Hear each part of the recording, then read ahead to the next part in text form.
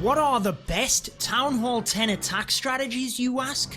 In this video, we are going to be showing you the top 5 Town Hall 10 attack strategies for 3 stars. We will break them down, give you lots of tips and tricks, starting right now.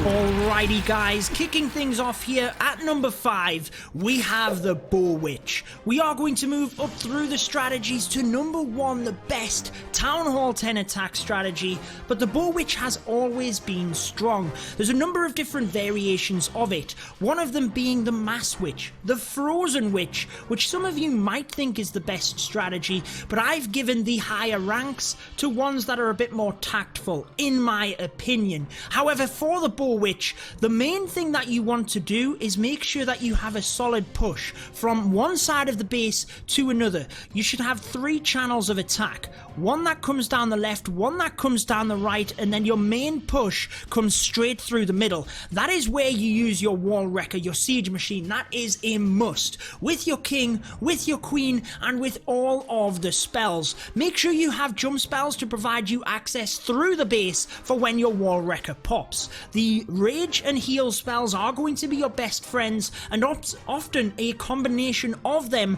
when the wall wrecker pops can be a great idea to have bowlers in there in order to just shred that area. The great thing about having your queen come through the middle is she can help to deal with clan castle troops, but also because she's a ranged troop, she stands behind the bowlers and the witches and the siege machine and the king, so you should be able to hold on to that ability. Make sure that you do, because coming down to the end of it, it might be useful. However, in this one, the bowlers and the witches come around either side to help. As long as you've gutted the core out, they will then be able to reach defenses on the back end, and it should be an overwhelming attack for you as long as you can get access to them multi-target infernos with that push through the middle. But let's move on to number 4.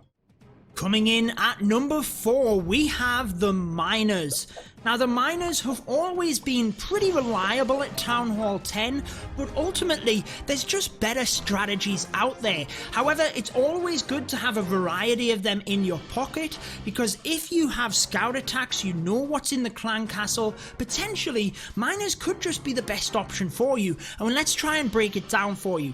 Most of the time, you want to have a queen charge, although you don't always have to, as long as you break down the base on either side, so you have this thin area here where the Miners can come straight through. This is a delightful base for the Miners. You can just use your queen on one side, your king on the other, in order to create that funnel and create the pathing for the Miners to come straight through the base, as you can see right now. However, if your queen is potentially going to come down and help to create that funnel, help to get more value, you might decide to use the healers. It's a good method. Heal spells are going to be your main troops within the Miners, and make sure that you can spread them across the base to encompass most of the defenses. Here's what you should be on the lookout for: a lava hound within the clan castle. If that is the case, you are golden. It's not going to do any damage to the Miners. Try your best to keep your queen out of the way as long as possible, whether that be deploying her, not having the healers and making sure she can get through the base, or luring the lava hound within an archer or two might be the way to go. However, again, it goes down, the queen can deal with it, the Miners continue through this middle portion and just keep them on track onto the defenses. If you've got bases where you can maintain the pathing, they get through the defenses quickly, there's not a lot of trash buildings in there, i.e. storages are on the outside of the base, then the Miners can focus on the defenses, they can take them down, and that is what you want. Also, if you do have access to siege machines, try and use one of them to help pathing of the Miners, as in this case we had the Stone Slammer.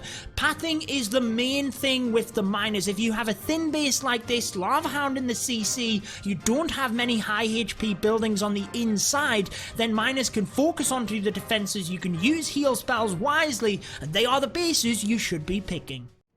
I can't believe that I'm seeing this. I always used to be a big advocate of the Hog Riders at Town Hall 10, and I still am, but they come in at number 3 on our list. Now guys, all of the attacks you see in this video are by toxic rabbits. If you're interested in joining us, maxed out Town Hall 10 and above players, join my Discord server, it's linked down below. You'll find everything you need about joining us. Now for the Hog Riders, there are a number of different ways to do this. You can use Sui Hog Riders, a kill squad, a queen charge, but ultimately you need to take out a couple of objectives and you need to create pathing for the Hog Riders. One of them objectives is the enemy queen, and she is about to go down right now. Hence the dragon within the clan castle that can be used to help take down the queen, just in case the attacking queen didn't get there early enough, but she is going to take that down. If you know what's in the clan castle, you probably need to take that down. If it's a lava hound, you won't have to deal with it. But in this case, we have Valkyries. That is a nightmare for Hog Riders. Think of the splash damage that they do. Hog Riders target defenses. They will not fight back until the end of the raid. You want to see all of your Hog Riders turn to dust? Do not attack against Valkyries. You'll have to take them clan castle troops down. Look at what the queen charge has taken out. This entire left-hand side of the base.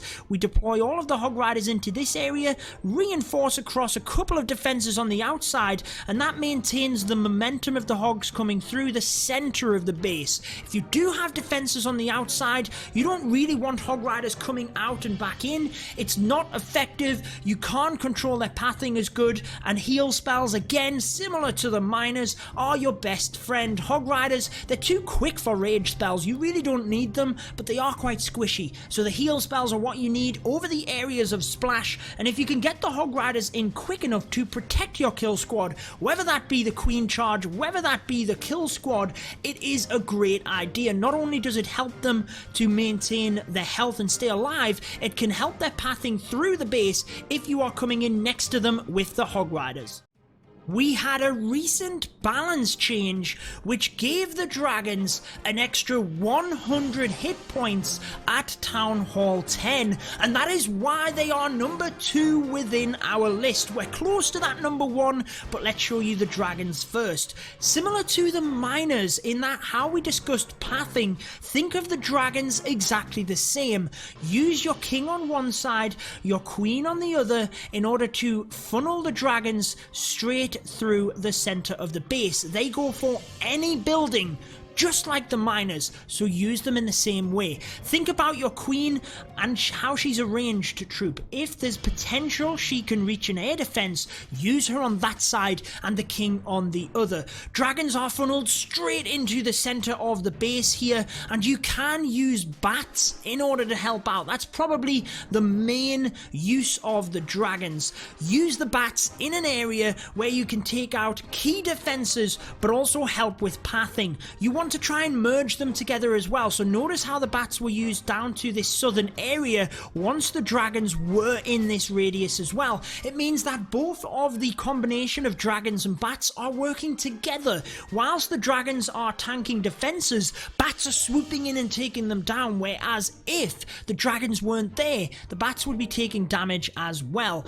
Use the dragons to take out as many splash defenses as you can, and if there is an area of the base where there's minimal splash, maybe just 1 or 2, you can use freeze spells in order to take out that area and try to take out air defense, single target infernos, archer towers, anything like that which is going to do damage to the dragons. But again, the main thing for the dragons is that pathing, similar to the miners. Make sure you're using your king and queen down the sides of the base. That's the easiest way to do it, guys, to create the pathing for the dragons, and as long as you do that, you shouldn't run out of time either. You do want to sweep from one side of the base to the other, but let's go ahead and move on to the number 1 attack strategy.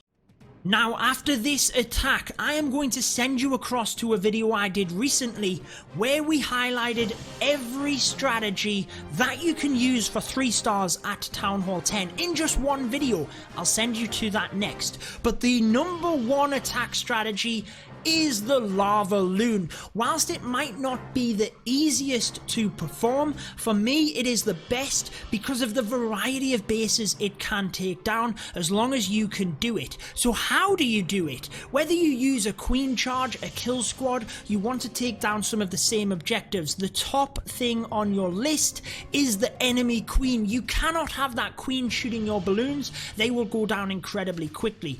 If you can take down a multi and a sweeper, that is ideal because it's going to help you with pathing of your LavaLoon if you can path behind a sweeper. And look at how much we've taken out in this base coming down into it. We have this thin line of buildings around the outside of the base now that we can path straight down into, and we know where the Lalo will go.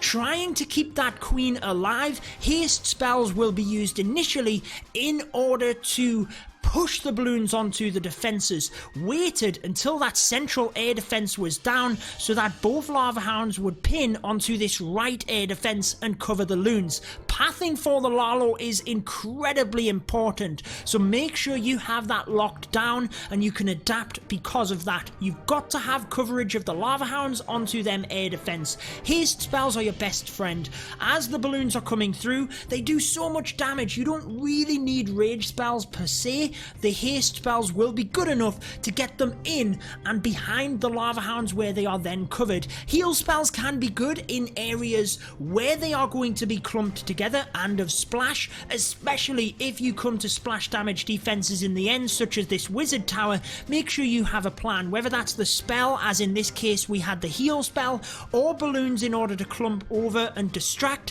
Whatever it is, make sure you have a plan for it. Have your cleanup as well in that of the minions. But if you want to see every strategy at Town Hall 10 in just one video, including the LavaLoon, and I think we have a couple of variations of it as well, be sure to check out this video. It will help you out massively, guys. Let me know in the comments if you agree with my top 5, but that wraps it up for this one. Until next time, peace out.